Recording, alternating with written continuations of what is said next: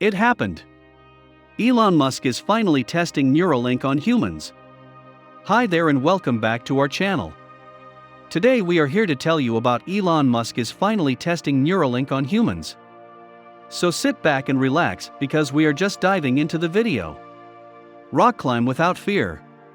Play a symphony in your head. See radar with superhuman vision. Discover the nature of consciousness. Cure blindness, paralysis, deafness, and mental illness. Those are just a few of the applications that Elon Musk and employees at his 4-year-old neuroscience company Neuralink believe electronic brain-computer interfaces will one day bring about. None of these advances are close at hand, and some are unlikely to ever come about. But in a product update streamed over YouTube on Friday, Musk, also the founder of SpaceX and Tesla Motors, joined staffers wearing black masks to discuss the company's work toward an affordable, reliable brain implant that Musk believes billions of consumers will clamor for in the future. In a lot of ways, Musk said, it's kind of like a Fitbit in your skull, with tiny wires. Neuralink isn't the first to believe that brain implants could extend or restore human capabilities. Researchers began placing probes in the brains of paralyzed people in the late 1990s in order to show that signals could let them move robot arms or computer cursors. And mice with visual implants really can perceive infrared rays. Building on that work, Neuralink says it hopes to further develop such brain-computer interfaces, or BCIs, to the point where one can be installed in a doctor's office in under an hour. This actually does work, Musk said of people who have controlled computers with brain signals. It's just not something the average person can use effectively. Throughout the event, Musk deftly avoided giving timelines or committing to schedules on questions such as when Neuralink's system might be tested in human subjects. As yet, for years after its formation, Neuralink has provided no evidence that it can, or has even tried to, treat depression, insomnia, or a dozen other diseases that Musk mentioned in a slide. One difficulty ahead of the company is perfecting microwires that can survive the corrosive context of a living brain for a decade. That problem alone could take years to solve. The primary objective of the streamed demo, instead, was to stir excitement, recruit engineers to the company, which already employs about 100 people, and build the kind of fan base that has cheered on Musk's other ventures and has helped propel the gravity-defying stock price of electric car maker Tesla. In tweets leading up to the event, Musk had promised fans a mind-blowing demonstration of neurons firing inside a living brain, though he didn't say of what species. Minutes into the live stream, assistants drew a black curtain to reveal 3 small pigs in fenced enclosures. These were the subjects of the company's implant experiments. The brain of one pig contained an implant, and hidden speakers briefly chimed out ringtones that Musk said were recordings of the animal's neurons firing in real time. For those awaiting The Matrix in the Matrix, as Musk had hinted on Twitter, the cute animal interlude was not exactly what they hoped for.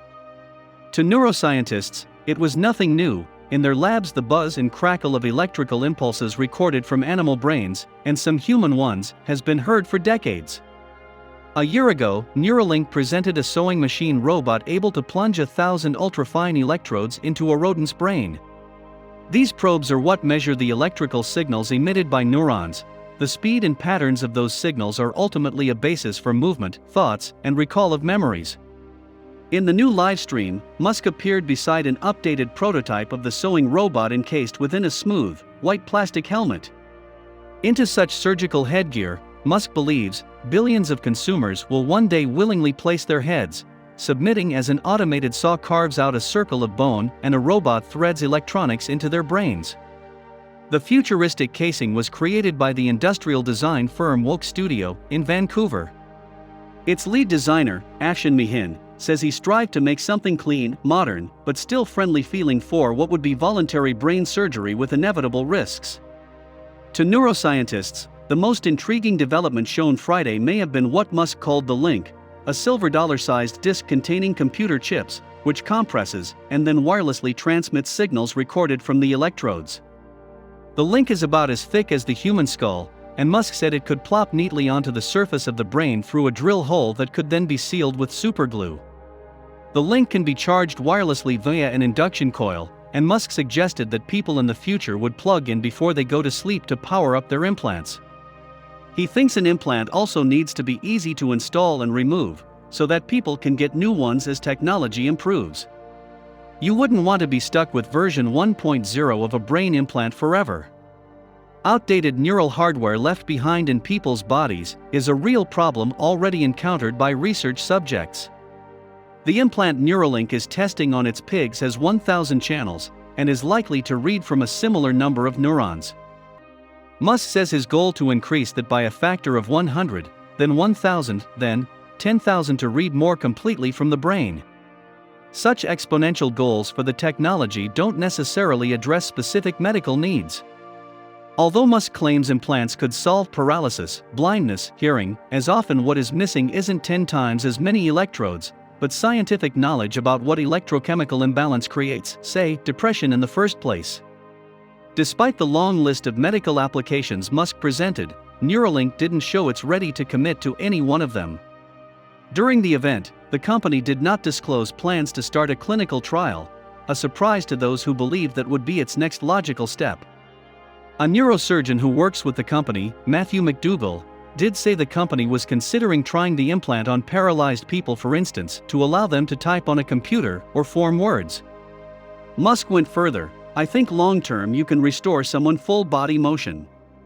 But the most important thing the device might be able to do, Musk said, would be to let people achieve what he calls AI symbiosis, which allows the human brain to merge with an artificial intelligence. Such that the future of the world is controlled by the combined will of the people of Earth. I think that's obviously gonna be the future that we want, he said tonight. It is unclear how serious the company is about treating disease at all. Musk continually drifted away from medicine and back to a much more futuristic general population device, which he called the company's overall aim. He believes that people should connect directly to computers in order to keep pace with artificial intelligence. On a species level, it's important to figure out how we coexist with advanced AI, achieving some AI symbiosis, he said, such that the future of world is controlled by the combined will of the people of the Earth. That might be the most important thing that a device like this achieves. How brain implants would bring about such a collective world electronic mind, Musk did not say. Maybe in the next update. Musk said the device would be quite expensive when it first launches, but that he wants to get the price down to a few $1,000s. I think it should be possible to get it similar to LASIK, he said. That's at the end of the video. Hope you like this video, plus thank you for spending some time with us, and please let us know in the comments section below about the video. A gentle reminder: subscribe to our channel for more content just like this one, and also press the bell icon to get notified about our new uploads.